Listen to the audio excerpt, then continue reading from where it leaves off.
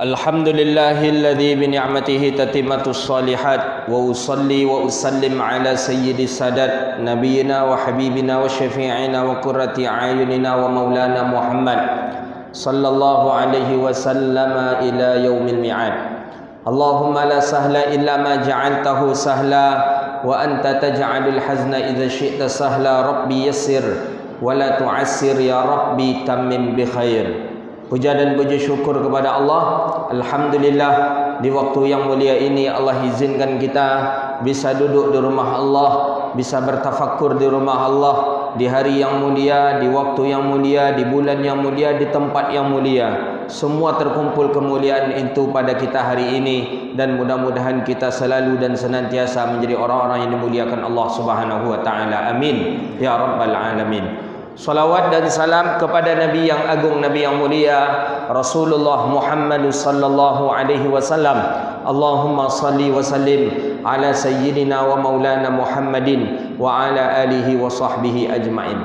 Bapak Ibu hadirin yang dirahmati Allah, menjelang salat tarawih ini kita baca satu buah hadis dari hadis Rasulullah sallallahu alaihi wasallam, yang hadis ini dinukilkan oleh Imam Bukhari di dalam kitabnya yang bernama Adabul Mufrad. Imam Bukhari ini banyak punya kitab, ada yang di dalamnya mengkhususkan tentang sahih saja, bernama Sahih Bukhari, Jami'us Sahih. Ada di dalamnya campuran beberapa hadis. Ada hadis sahih, ada hadis hasan, ada hadis dhaif. Itulah nama kitab beliau, namanya Adabul Mufrad. Tapi hadis yang akan kita baca ini disahihkan oleh Imam Ibn Hibban. Jadi hadisnya sahih, dinukilkan oleh Imam Bukhari di dalam Adabul Mufrad, dan Imam Ibn Hibban di dalam sahihnya yang dikenal dengan Sahih Imam Ibn Hibban. Hadis riwayat siapa? Hadis riwayat Umamah Al-Bahili. Umamah Al-Bahili ini kalau kita baca sejarah, beliau ini termasuk orang yang pertama kali dakwah ke Madinah. Jadi orang yang pertama kali dakwah ke Madinah namanya Umamah Al-Bahili. Itu sahabat Nabi. Jadi sahabat Nabi ini banyak. Ada yang mengatakan sahabat Rasulullah itu sampai jumlahnya 60 ribu orang. Ada yang mengatakan cuman setakat 50 ribu orang saja.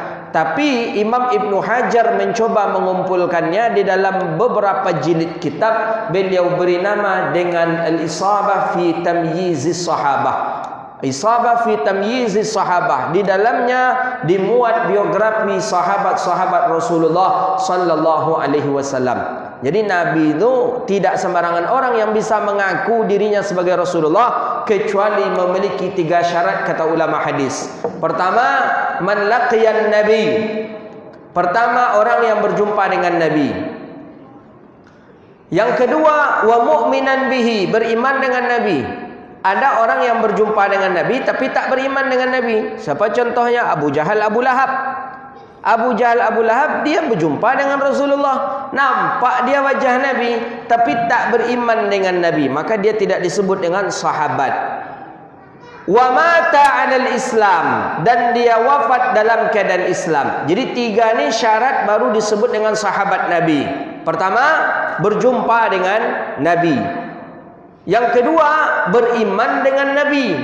Yang ketiga, wafat dalam keadaan Islam. Ada orang yang dia berjumpa dengan Nabi, beriman dengan Nabi, tapi meninggal dunia tidak dalam keadaan Islam. Di antaranya sahabat-sahabat dari golongan kaum-kaum munafik. Maka orang ini tidak disebut sahabat Nabi. Seperti di antaranya Abdullah bin Ubay bin Salul. Dalam beberapa riwayat disebutkan beliau itu sudah digolongkan orang munafik karena penyebab dia turun salah satu ayat Allah menjelaskan tentang kemunafikannya. Maka oleh karena itu 3 inilah dia ciri-ciri atau kriteria baru seorang itu disebut sahabat Nabi. Jadi kalau ada kini orang menyebut inyo sahabat Nabi, tak mungkin lah.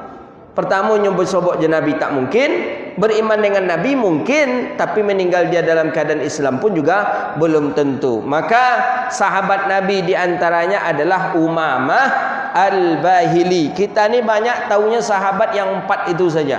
Abu Bakar, Umar, Utsman, Ali. Ditambah Bilal cik. Bilal tu dia tukang azan namanya Bilal, baru tahu awak tu. Banyak sahabat Nabi. Maka mesti juga kita hafal nama-nama sahabat Rasulullah. Jangan hafal nama-nama artis saja, bintang-bintang sinetron.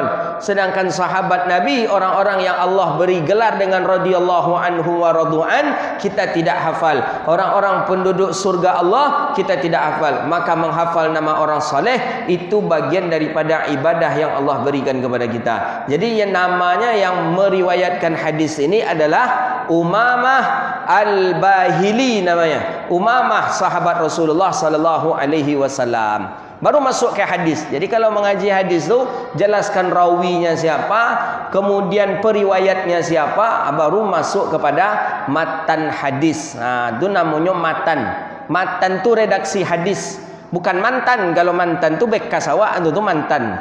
Di matan, hilangkan nunnya. Matan redaksi hadis, isi hadis tu namanya matan.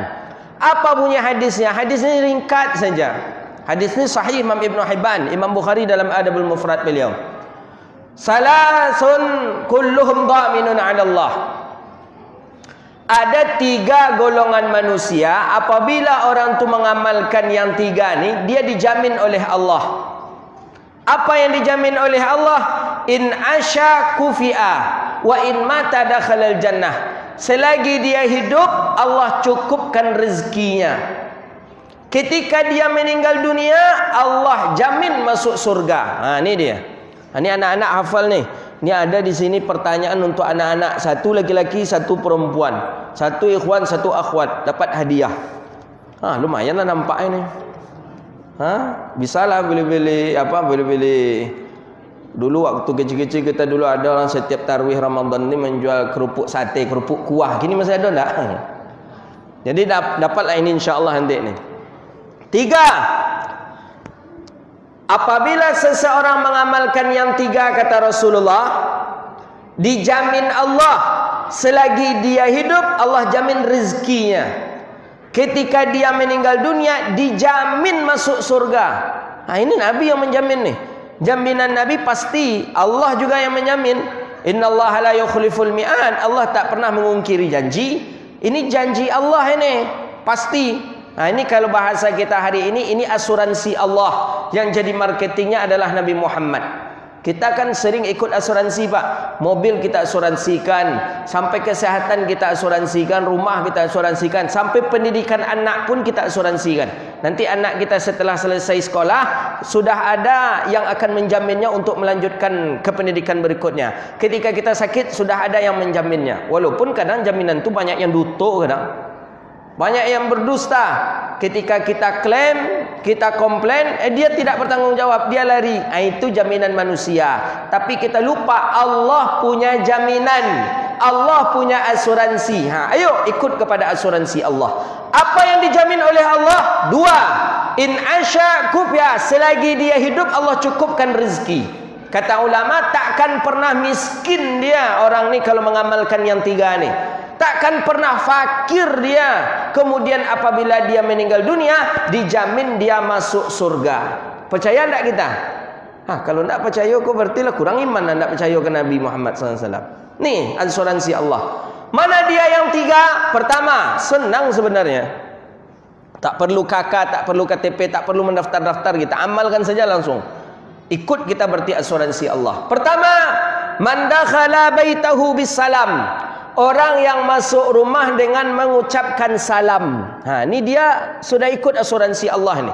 Setiap masuk rumah, Assalamualaikum. Setiap masuk rumah, Assalamualaikum. Allah jamin rezeki kita selagi kita hidup di dunia. Meninggal dunia, kita dijamin masuk surga. Tapi baca salam setiap masuk rumah. Kan tak payah tu, mudah tu.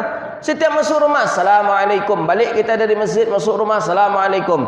Pulang dari kantor, masuk rumah, Assalamualaikum. Balik dari sekolah, masuk rumah, Assalamualaikum. Balik dari pasar, masuk rumah, Assalamualaikum. Biasakan membaca Assalamualaikum. Allah jamin rezeki kita selagi kita hidup di dunia. Kalau kata sebagian syarah, kita lihat tidak akan pernah fakir dia selama-lamanya di dunia. Tidak akan pernah miskin. Amalkan itu. Apa? Setiap masuk rumah bacalah salam. Payah? Tidak. Masuk rumah, Assalamualaikum. Kan tak payah. Ada atau tidak ada orang di dalam rumah, dianjurkan kita tetap mengucapkan salam. Jadi ada orang kita aja di rumah, suami pergi ke kantor, anak pergi sekolah, kita balik dari warung, masuk rumah, dianjurkan juga kita membaca salam. Ini dia hadis ini. Kalau kita masuk rumah membaca salam, berarti kita sudah ikut asuransi Allah. Allah jamin rezeki kita. Tak usah kita risau, tak usah kita takut. Allah sudah menjamin rezeki kita. Maka oleh karena itu biasakanlah baca salam. Kadang anak-anak kita ni sudah terbiasa nih. Di sekolah kata ibu-ibunya, nak, nanti pulang ke rumah apa kalimat yang dibaca nak? Salam bu, kata anak-anak. Anak faham. Anak dengan senang hati pulang masuk ke rumah, Assalamualaikum, kata anak. Rupanya orang tuanya yang tak faham dengan hadis Rasulullah. Jadi kata orang tua, masuk aja lah, nyemokak lagi katanya. Berdosa orang gara-gara awak katanya. Berdosa pula orang gara-gara anaknya baca salam. Kan mengucapkan salam ni kan sunnah, menjawab salam wajib. Emaknya ni tak terjawab salam. Jadi kata emaknya, berdosa orang gara-gara awak, besok biasalah hanya. Jangan pakai salam pula lagi kata dia. Ini karena tak faham hadis ni ibu-ibu. Setiap masuk rumah bacalah salam. Allah jamin rezeki. Ketika kita meninggal dunia dijamin masuk surga. Tak percaya? Cubalah mati kalau tak percaya. Ya, kadang orang awak ke kadang percaya lagi tapi beriman lagi tapi percaya indak kadang. Ya lainnya ustaz. Ya ustaz tapi indak ini amalkan lagi. Itu pertama. Kedua, wa man kharaja ilal masjid, siapa yang keluar dari rumahnya menuju masjid, fa huwa dhaminun 'ala Allah. Orang ini dalam jaminan Allah. Selagi dia hidup, Allah cukupkan rezeki dia terus. Meninggal dunia, Allah jamin dia masuk surga. Siapa orangnya? Orang yang keluar dari rumah menuju masjid. Kalau dalam beberapa syarahan hadis kita tengok, maksud hadis ni memang mubasyarah. Mubasyarah dari rumah langsung ke masjid tanpa pakai transit di mana-mana. Ini ada orang kita kan transit pula dulu di rumah kawan bagai. Singgah pula di rumah kawan. Tak jadi. Maksud hadis itu dari rumah langsung ke masjid. Karena dalam kitab Dalilul Fadihin Syarah Riyadhus Salihin dijelaskan, doa malaikat ketika kita nak menuju masjid, malaikat sudah menunggu di pintu rumah. Kita nak ke masjid nih, malaikat sudah menunggu kita di pintu rumah. Mengapa malaikat ingin mendoakan kita? Didoakanlah kita dan malaikat sampai kita berada di pintu masjid. Jelas itu dinukilkan oleh sahibul Manahijul Imdad Syarah Irsyadul Ibad. Imam Zaini Dahlan Al-Jamfasi menjelaskan tentang hadis ini. Apa yang dibaca oleh malaikat? Dua doa. Allahumma ufir lahu, Allahumma arhamhu. Mulai dari pintu rumah malaikat berdoa sampai pintu masjid. Allahumma arham, Allahumma ufir lahu, Allahumma arhamhu, Allahumma ufir lahu, Allahumma arhamhu.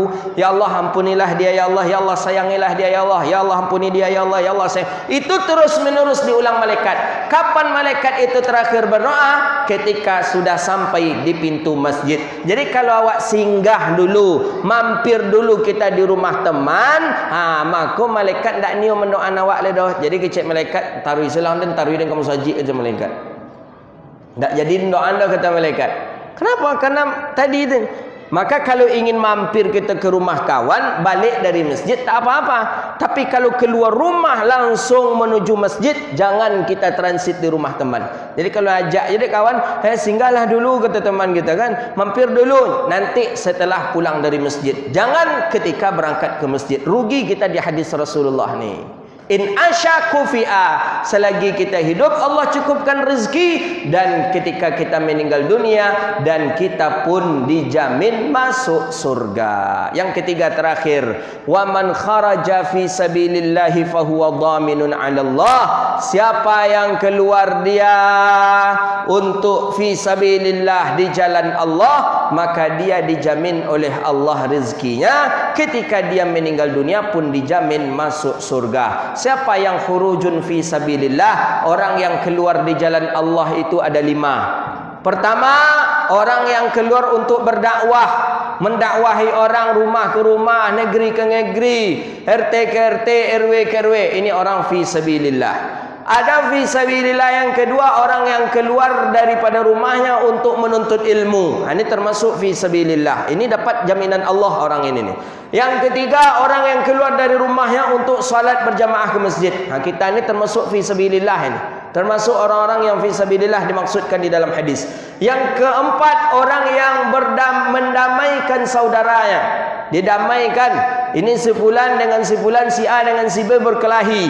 Keluar dia dari rumahnya tujuan untuk mendamaikan si A dengan si B nih. Maka orang itu keluar dalam keadaan fi sabilillah. Yang kelima, fi sabilillah lagi adalah orang yang keluar dari rumahnya untuk menunaikan hutang kepada saudaranya. Kita punya hutang, kemudian uang sudah terkumpul. Kita ingin membayar hutang kita kepada saudara kita. Ketika kita keluar dari rumah tujuan membayar hutang, kita termasuk orang yang fi sabilillah. Jadi tiga inilah hasil kesimpulan kajian kita hari ini, bahwa ada tiga amalan yang apabila kita amalkan, kita dijamin oleh Allah dengan dua. Pertama, selagi kita hidup akan Allah cukupkan rezeki kita. Ketika kita meninggal dunia dijamin masuk surga. Apa yang tiga itu? Pertama, lupa nak terkenang dah. Masuk rumah dengan mengucapkan salam. Yang kedua, keluar daripada rumah menuju masjid. Yang ketiga, khurujun fi sabilillah, keluar di jalan Allah. Hadza wabillahi at-taufiq.